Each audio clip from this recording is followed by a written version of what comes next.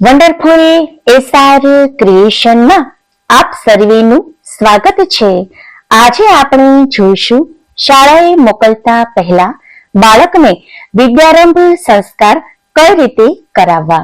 બાળકને શાળાએ મોકલતા પહેલા જો વિદ્યારંભ સંસ્કાર કરાવવામાં આવે તો બાળકને તેની મહેનતનું ફળ યોગ્ય રીતે મળે છે।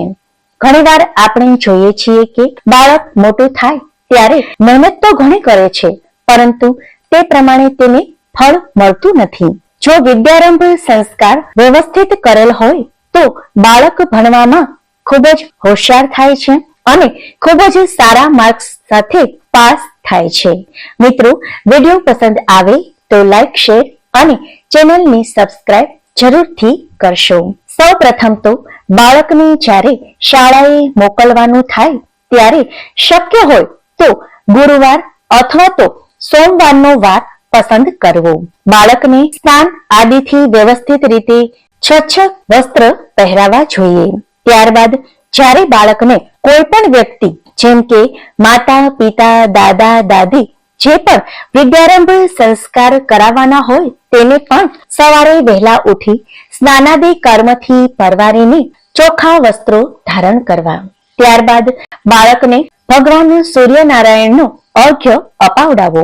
ત્યારબાદ બાળકને કંકુ ચંદનનું તિલક કરવું, અક્ષત ચડાવવા, બાળકને પણ ફૂલની પાંખડીથી વધાવવું।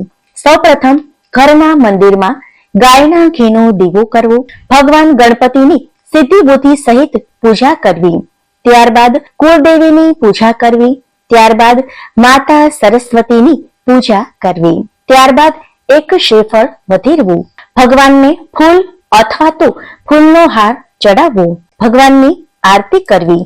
શક્ય હોય તો આ બધી પૂજા બાળક પાસે કરાવડાવવી। બાળકનો હાથ પકડીને પૂજા કરાવી શકાય છે। નર્સરી, એલકેજી કે એચકેજી અથવા તો પહેલા ધોરણમાં આ પૂજા વિધિ બાળકના શાળાના પ્રથમ દિવસે બાળક પાસે કરાવી શકાય છે। એક મોરપંખ લેવું, મોરપંખની મદદથી બાળકની જીભ પર મધ વડે ઓમ લખવું તેમજ બાળકની પાસે ઓમનું ઉચ્ચારણ કરાવવું। ત્યારબાદ બાળકનો હાથ પકડીને પુસ્તકને કંકુ હળદરથી તિલક કરીને પુસ્તકને ફૂલ અર્પિત કરવું। બાળકની જે પેન છે તેનું દફતર, નોટબુક, કંપાસ વગેરેનું પણ આ જ રીતે વ્યવસ્થિત રીતે પૂજન કરવું। ત્યારબાદ લાલ પેનથી નોટબુકમાં બાળકનો હાથ પકડીને ઓમ શ્રી ગણેશાય નમઃ લખવું। આ બધી વિધિ સારા વાર અને સારા ચોઘડિયામાં કરવી। ત્યારબાદ બાળકને દહીંમાં થોડી સાકર નાખીને એક ચમચી ખવડાવવું। ત્યારબાદ તેને શાળામાં મૂકવા જવું।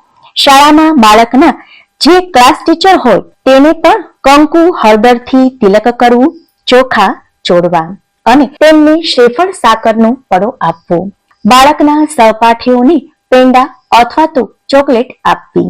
આ રીતે વિધિ વિધાન સાથે બાળકનો વિદ્યારંભ સંસ્કાર કરવાથી બાળક બુદ્ધિમાન બને છે, ભણવામાં ખૂબ જ હોશિયાર થાય છે અને મહત્વની વાત તેને તેની મહેનતનું યોગ્ય ફળ મળે છે।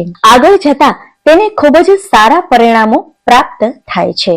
માટે વિદ્યારંભ સંસ્કાર કરાવવો જોઈએ। મિત્રો, વિડીયો પસંદ આવે તો લાઈક, શેર અને ચેનલને સબસ્ક્રાઇબ જરૂરથી કરશો। આભાર।